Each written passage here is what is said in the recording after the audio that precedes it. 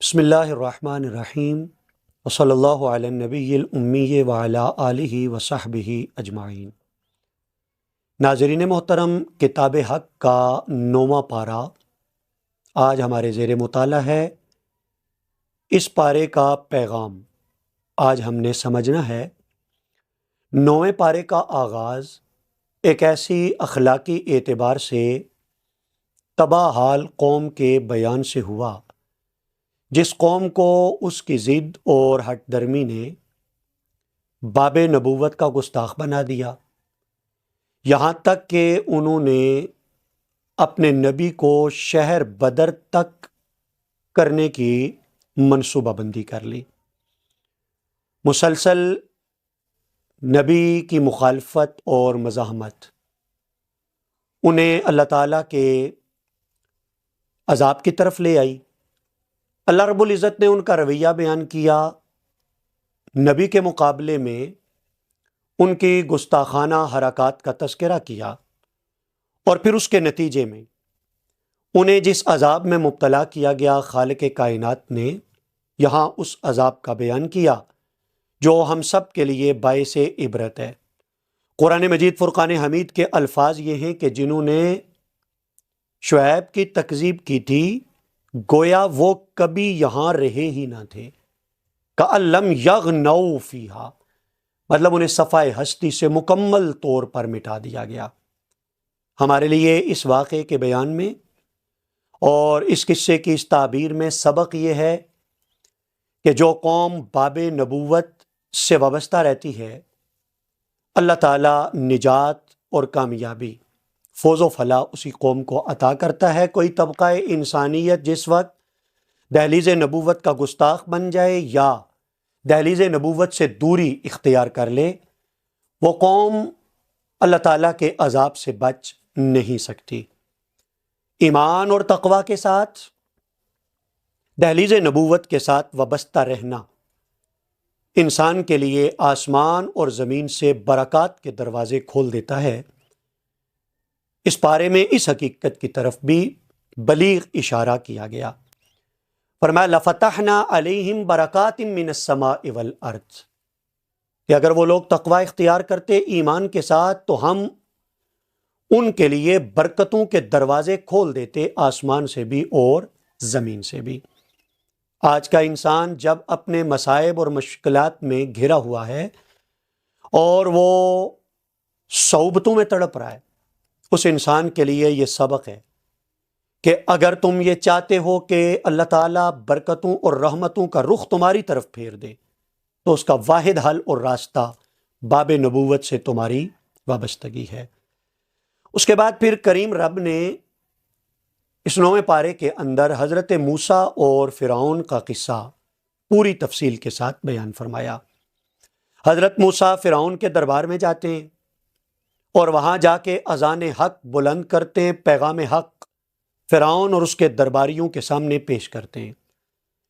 یہاں ہم دیکھتے ہیں کہ جس وقت کوئی شخص حق کی طاقت کے ساتھ دنیا باطل کے سامنے آتا ہے تو اللہ تعالیٰ اسے ایک عجب جرت، بہادری اور استقامت کی دولت عطا فرما دیتا ہے۔ حضرت موسیٰ گدڑی پوش اپنی چادر کندھوں پہ ڈالے اور عصا سر پہ اٹھائے، وہ کمال جرت کے ساتھ شاہی دربار میں کھڑے، اور فرعون جیسا ظالم، جابر، سرکش اور متکبر بادشاہ جو بذات خود خدائی کا دعوے دار تھا، اس کے سامنے کمال خود اعتمادی اور کانفیڈنس کے ساتھ وہ اللہ کا پیغام پہنچاتے ہیں۔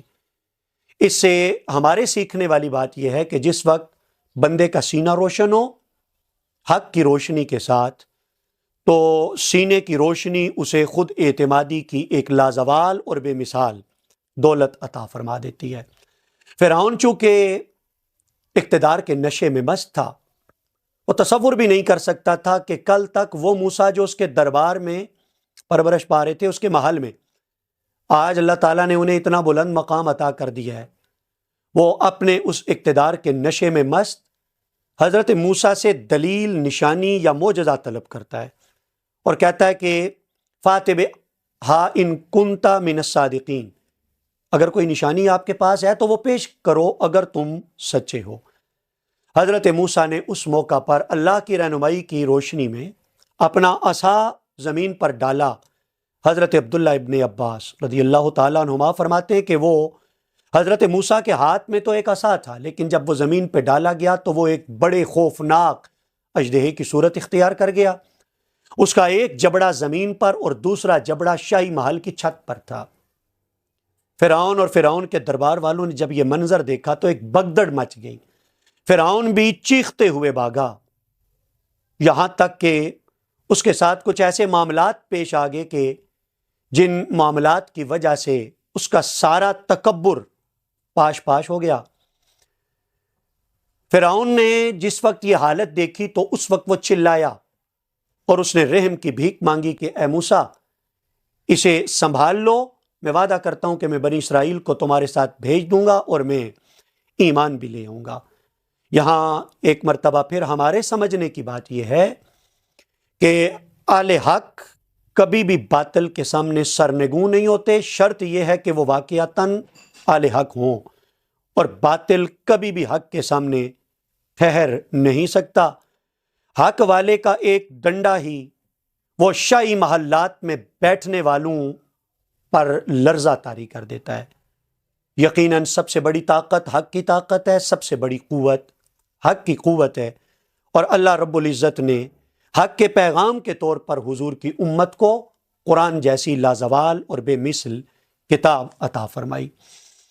جس وقت حق اور باطل آشکار ہو گئے یہاں، تو بجائے اس کے کہ فرعون تسلیم کرتا، وہ اپنی کمٹمنٹ اور اپنا وعدہ پورا کرتا، بنی اسرائیل کو حضرت موسیٰ کے ساتھ بھیجنے والا وعدہ اور خود ایمان لانے والا وعدہ، اس نے ایک نیا پینترا بدلا اور اپنے درباریوں سے مخاطب ہو کے کہنے لگا کہ یہ تو ایک واضح جادوگر ہے جو تمہیں تمہارے اقتدار سے محروم کرنے کے لیے یہاں آیا ہے۔ سو اس نے پیغامات بھیجے، تمام علاقوں سے ماہر جادوگروں کو بلایا گیا، ایک تاریخ مقرر کر دی گئی، ایک مقام طے کر لیا گیا۔ حضرت موسیٰ بھی وہاں جلوہ گر ہوئے، اس لیے کہ یہ ان کے لیے تو ایک انتہائی نادر موقع تھا اپنا پیغام پوری ریاست کے باشندگان تک پہنچانے کے لیے، پیغام حق اللہ کے بندوں تک اس کے ابلاغ کے لیے۔ جادوگر آئے، فرعون نے انہیں انعامات کے وعدے دیے، حضرت موسیٰ کے مقابل آئے، انہوں نے آ کر جو کچھ ان کے پاس تھا، اپنی لاٹھیاں انہوں نے زمین پہ پھینکی، بلکہ رسیاں، تو وہ رسیاں چھوٹے چھوٹے سمپولوں کی صورت اختیار کر گئے۔ حضرت موسیٰ نے اپنا عصا ایک مرتبہ پھر زمین پر ڈالا تو وہ ایک اژدہے کی صورت اختیار کر کے ان چھوٹے چھوٹے سمپولوں کو نگلنے لگا۔ جس وقت جادوگروں نے یہ دیکھا تو وہ یہ سمجھ گئے کہ اگر یہ شعبدہ بازی ہوتی، حضرت موسیٰ جو کچھ دکھا رہے ہیں، اگر یہ مکر و فریب اور دجل و دھوکہ ہوتا، اگر یہ جادو ہوتا، تو کبھی بھی حضرت موسیٰ ہمارا مقابلہ نہ کر پاتے۔ آج اگر ہم گردنیں جھکائے، ندامت کا پیکر بنے، شکست خوردہ حضرت موسیٰ کے سامنے کھڑے، تو یہ اس بات کی دلیل ہے کہ جو کچھ موسیٰ کے پاس ہے وہ جادو نہیں، وہ دھوکہ نہیں، وہ فریب نہیں، بلکہ وہ حق کی طاقت ہے۔ اسی سوچ نے جادوگروں کو سجدہ کرنے پر مجبور کر دیا، اور قرآن مجید فرقان حمید نے یہ نقشہ کھینچا کہ وہ سارے کے سارے حالت سجدہ میں گر گئے اور پکار اٹھے کہ ہم ایمان لے آئے رب العالمین پر، وہ جو رب موسیٰ ہے اور رب ہارون ہے۔ اللہ تعالیٰ نے انہیں ایمان کا نور اور ایمان کی روشنی عطا فرما دی۔ حضرت موسیٰ اور فرعون کے اس واقعے کی تفصیلات میں قرآن مجید فرقان حمید کا ایک خاص مقام قابل توجہ ہے، جس میں لیڈرشپ کی ایک بڑی کمال خوبی قرآن مجید فرقان حمید نے بیان کی۔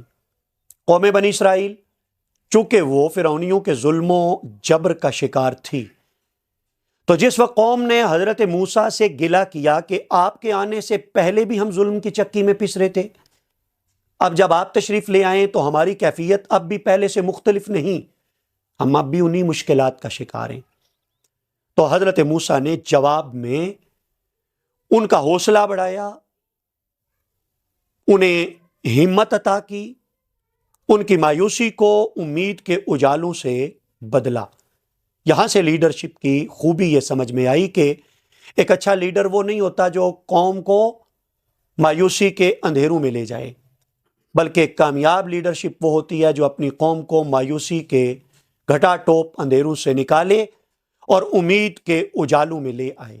حضرت موسیٰ نے اپنی قوم سے کہا تھا کہ تم غم نہ کرو، وہ وقت قریب ہے جب اللہ تمہارے دشمن کو ہلاک کر دے گا اور تمہیں اللہ تعالیٰ زمین میں غلبہ عطا فرما دے گا۔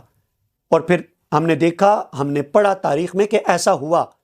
اس سے یہ بات بھی سمجھ میں آئی کہ لیڈرشپ اپنی قوم کو امیدیں تو دلاتی ہے، لیکن جو اچھا لیڈر ہوتا ہے اس کی امیدیں محض لارا لپا نہیں ہوتی، اس کی امیدیں کسی جھوٹ کی بنیاد پر نہیں ہوتی، وہ صرف خیالی پلاؤ نہیں پکاتا، وہ صرف ہوا میں محلات تعمیر نہیں کرتا، بلکہ اگر وہ امید بھی دلاتا ہے تو مضبوط اور مستحکم بنیادوں پر۔ اس کی نگاہیں مستقبل کا نقشہ دیکھ رہی ہوتی ہیں اور وہ مستقبل کا نقشہ دیکھتے ہوئے مستقبل کی ایک مثبت اور پازیٹیو تصویر اپنی قوم کے سامنے رکھتا ہے۔ حضرت موسیٰ کے کردار سے یہ بات قرآن مجید فرقان حمید ہمیں سکھاتا ہے۔ حضرت موسیٰ اور فرعون کے واقعے میں ہی ایک اہم پہلو قرآن مجید نے جو بیان کیا وہ فرعونیوں کی طرف سے حق کی آواز کو دبانے کا ایک اہتمام تھا۔ شاہی دربار سے جو آرڈر جاری ہوا کہ قوم بنی اسرائیل میں جو بچے پیدا ہوں بیٹے انہیں قتل کر دیا جائے، بیٹیوں کو زندہ رہنے دیا جائے۔ خیال یہ تھا کہ شاید اس طرح سے ہم حق کی آواز کو دبا سکیں، چونکہ انہیں خطرہ پیدا ہوا تھا فرعون کے خواب کے نتیجے میں کہ اس قوم سے ایک لڑکا پیدا ہوگا جو اس سے اس کے اقتدار چھیننے کا ذریعہ ہوگا اور اقتدار سے محرومی کا ذریعہ ہوگا۔ لیکن قرآن مجید فرقان حمید یہاں ہمیں بتاتا ہے کہ اس کے تمام تر اقدامات کے باوجود رب نے جو فیصلہ کر لیا تھا وہ فیصلہ ہو کر رہا۔ بات سمجھ میں یہ آتی ہے کہ انسان ہمیشہ اس کی عافیت اس میں ہے کہ وہ گردن رب کریم کی بارگاہ میں جھکا رکھے۔ اس کی ساری منصوبہ بندیاں فیل ہو سکتی ہیں، اللہ کی تقدیر غالب آ جاتی ہے۔ اس لیے ہمیں قرآن مجید نے اللہ کی تقدیر پر ایمان رکھنے اور ایمان مضبوط رکھنے کا حکم ارشاد فرمایا۔ حضرت موسیٰ اس کے بعد اللہ کے حکم کے مطابق کوہ طور پر تشریف لے کر گئے۔ یہاں ایک اور نقشہ قرآن مجید بیان کرتا ہے حضرت موسیٰ کا، طور کا اور تورات کا، پھر حضرت موسیٰ کے ساتھ حضرت ہارون کی نیابت کا۔ حضرت موسیٰ حضرت ہارون کو اپنے نائب اور خلیفہ کی حیثیت سے اپنی قوم میں چھوڑ کر 40 دنوں کے لیے طور پر تشریف لے کر کے گئے۔ یہاں انہیں اللہ نے تورات جیسی کتاب عطا فرمانی تھی۔ حضرت ہارون نے حق خلافت نبھایا، لیکن قوم چونکہ پرانے ہٹ درمی کے مرض میں مبتلا تھی، قوم کے اندر سوچنے اور سمجھنے کی صلاحیت معدوم ہو چکی تھی، وہ لوگ عقل و خرد کی نعمت سے محروم ہو چکے تھے۔ سامری نے انہیں بھڑکایا، بہکایا، بھٹکایا اور نتیجتاً وہ جو بچھڑے کا بت بنایا وہ بچھڑے کے بت کے سامنے ناسیہ فرسائی کرنے لگ گئے، جھکنے لگ گئے۔ حضرت موسیٰ جب واپس تشریف لائے، آپ نے قوم کو اس حال میں دیکھا تو انہوں نے حضرت ہارون کے لیے بھی جلال کا اظہار کیا، قوم کو بھی ڈانٹ ڈپٹ کی اور عتاب فرمایا قوم پر، انہیں برا بلا کہا، انہیں ان کی حقیقت یاد دلائی، شرک کی مذمت کی۔ یہاں قرآن مجید فرقان حمید کا جو عنوان ٹھہرا وہ ہے شرک کی مذمت۔ اللہ رب العزت کسی بھی حال میں شرک کو کبھی معاف نہیں فرماتا، انتہائی قابل مذمت جرم ہے یہ۔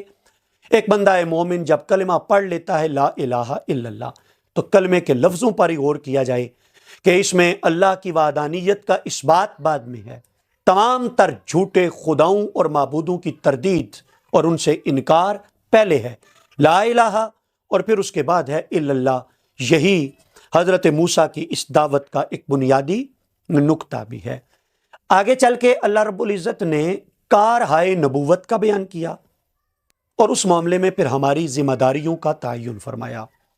خاص طور پر تذکرہ فرمایا نبی آخر الزمان حضرت محمد مصطفیٰ صلی اللہ علیہ وآلہ وسلم کا، اور دنیا کے سامنے یہ حقیقت آشکار فرمائی کہ رسول کریم علیہ الصلوۃ والسلام کی آمد کوئی اچانک واقعہ نہیں تھا کہ جس کے لیے لوگوں کی ذہن سازی پہلے سے نہ کی گئی ہو اور حضور اچانک جلوہ گری آپ کی ہو گئی ہو، بلکہ قرآن مجید فرقان حمید بیان فرماتا ہے کہ حضور کا ذکر تورات میں بھی یہ لوگ پڑھا کرتے تھے اور انجیل میں بھی، اور وہ پڑھتے صرف ذکر مصطفیٰ ہی نہ تھے بلکہ رسول اللہ صلی اللہ علیہ وآلہ وسلم کی جو منصبی ذمہ داریاں تھیں وہ حضور جس طرح حضور نے نبھانی ہیں ان کا تذکرہ بھی پڑھتے ہیں، اور وہ کیا تھی کہ وہ نبی وہ ہوگا جو انہیں نیکی کا حکم دے گا، انہیں برائی سے منع کرے گا، پاک چیزیں ان پر حلال کرے گا اور ناپاک چیزیں ان کے لیے حرام فرمائے گا، اور وہ ان سے ان کے بوجھوں کو ہلکا فرمائے گا۔ مطلب یہ ہے کہ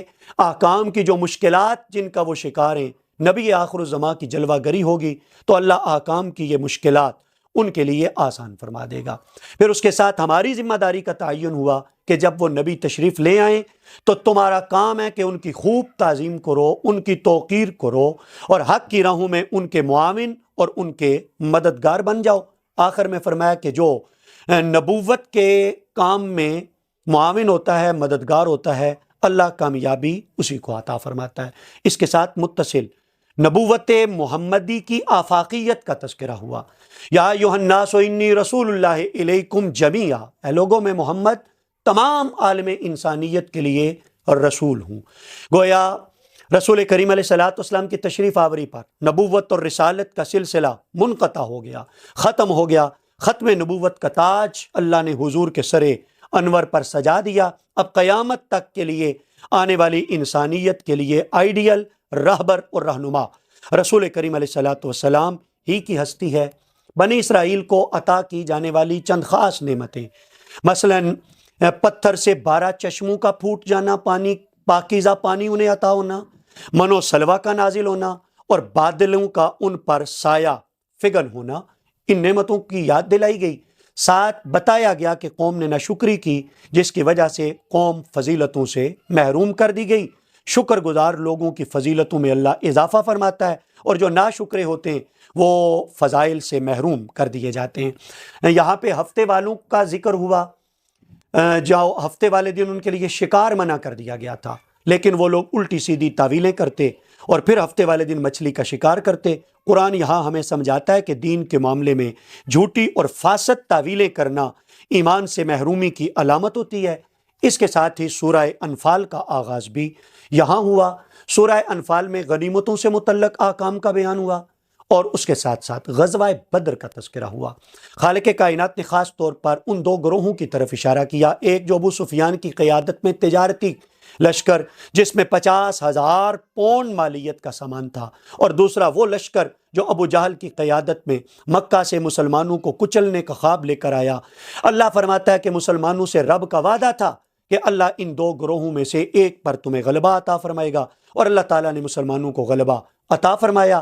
گویا اشارہ اس طرف کیا گیا، بلکہ صراحت بھی کی گئی، اگر ایمان مستحکم رکھو گے، اگر اللہ کی ذات پر یقین کامل ہوگا تو تم تعداد میں تھوڑے بھی ہوئے، اللہ تمہاری تائید اور مدد کے لیے آسمان سے فرشتوں کا نزول فرمائے گا۔ آج جب ہم لوگ مدد کے لیے تڑپ رہے، تائید ربانی کے لیے ترس رہے، ہمارے لیے بھی لازم ہے کہ ایمان مضبوط کر لیں۔ یہی پیغام حق ہے اور یہی 9ویں پارے کا پیغام۔ اللہ ہم سب کو عمل کی توفیق عطا فرمائے۔